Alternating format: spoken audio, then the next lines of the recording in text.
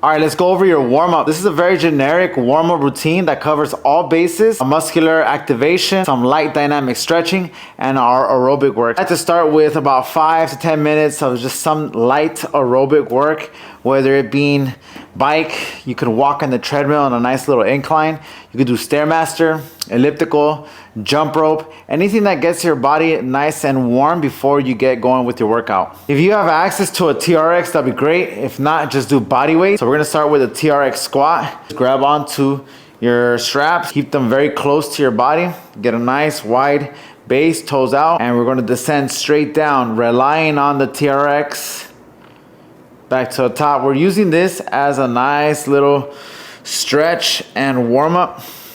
Up next, we have TRX row. We're gonna activate our whole entire posterior. You're gonna grab this TRX the same way you did with the squats, but we're gonna take a nice healthy step forward, keeping our body straight. And without bending the wrists, you're just gonna lock your elbows and pull your body back in, squeezing your back, keeping your chest nice and upright, elbows back and in, and then repeat that process. Squeeze, release. Up next, we're gonna activate our chest and triceps by throwing in some push-ups, whether you're doing them modified on your knees or on your toes. Let's crank out 10. Up next, we have our dynamic stretches. We're gonna start with the runner stretch. Start that one by getting in a push-up position. And from here, you're going to take a nice healthy step next to your hand. Once we achieve that, make sure your back leg is locked, and you're gonna grab this same hand and point it up as high as you can. And then try to get that elbow to come down as low as possible to stretch your back. Once you're done one side, push up position, switch. Make sure, again, the back leg is locked, this elbow is locked, and we're pointing up nice and high. You should be feeling a little bit of a pull on your hip flexor, and then the lead hamstring for lower body, and then thoracic spine for our upper body.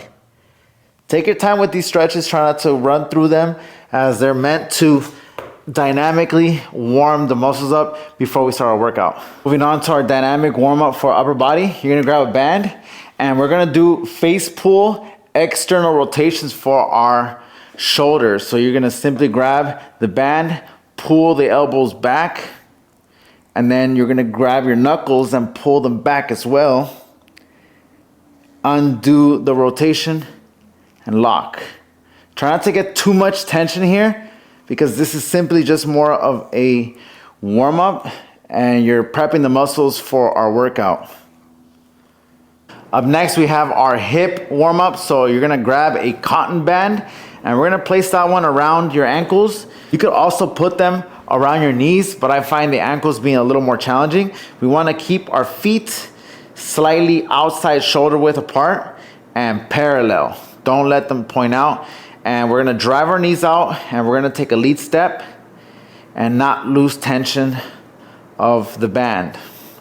Slight hinge. You do wanna feel your hips. We don't wanna feel your quads or your lower back. Make sure that you're trying to really focus on keeping the tension on the band. If you lose it, you're not gonna feel much. Keep the tension on there the whole time. From there, we're gonna slide the band up towards our knees, right above, and we're going to go ahead and do bridges. Head and upper back against the floor, and we're gonna be driving our hips up nice and high. Don't lose tension of the band. Drive it all the way up, all the way down, all the way up, all the way down. Try not to overextend your spine.